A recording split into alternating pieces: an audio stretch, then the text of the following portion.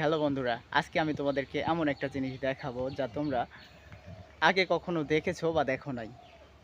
Confusion রেখে দিলাম। হ্যাঁ, এই যে দেখতে পাচ্ছ আমার পেছন দিকে, এটি হচ্ছে একটি গ্যাস তৈরির স্থান। এখান থেকে জ্বালানি গ্যাস তৈরি হতো। এই যে দেখো, বাঁশ পাতায় ঢেপে আছে যেখানে গরুর বিষটা রাখা হতো। সেখান থেকে কি হইতো, কনভার্ট হয়ে এই পাইপ লাইনে, এই যে দেখতে পাচ্ছ তোমরা, এই যে এই পাইপ লাইনে গ্যাস জমা হতো আর সেই গ্যাস দিয়ে রান্না বান্নার কাজে ব্যবহার করা হতো। তো এখন এটা অচিরেই নষ্ট হয়ে গেছে। আগে অনেক জায়গায় দেখা যেত।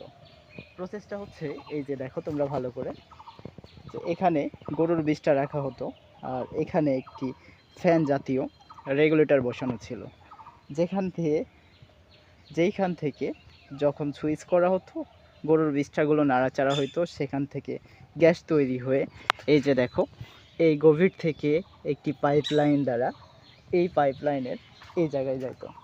এখান থেকে বাসা বাড়িতে পাইপ লাইনের মাধ্যমে নিয়ে যেয়ে প্রয়োজনীয় রান্নাবান্নার কাজে ব্যবহার করা হতো সেই প্রাকৃতিক গ্যাসটি, যাতে করে অনেকটাই মানুষ সাশ্রয় পেয়ে থাকতো।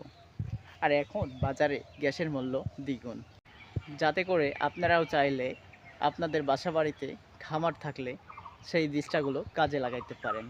এইরকম সিস্টেম করে আপনারা নেটে সার্চ দিয়ে দেখে নেবেন যে বিষটা থেকে কিভাবে গ্যাস উৎপত্তি হয়, তা থেকে আপনারা নলেজ পেয়ে যাবেন। তো আমি আজকের এই সুন্দর আইডিয়াটি তোমাদেরকে দেখালাম। তো যদি ভালো লেগে থাকে তাহলে অবশ্যই একটা লাইক করে যাবে। কোথায় থেকে ভিডিওটি দেখতেছো অবশ্যই কমেন্ট করে বলে যাবে। আর আমার পেজে নতুন হয়ে থাকলে অবশ্যই একটা ফলো দিয়ে যাবে।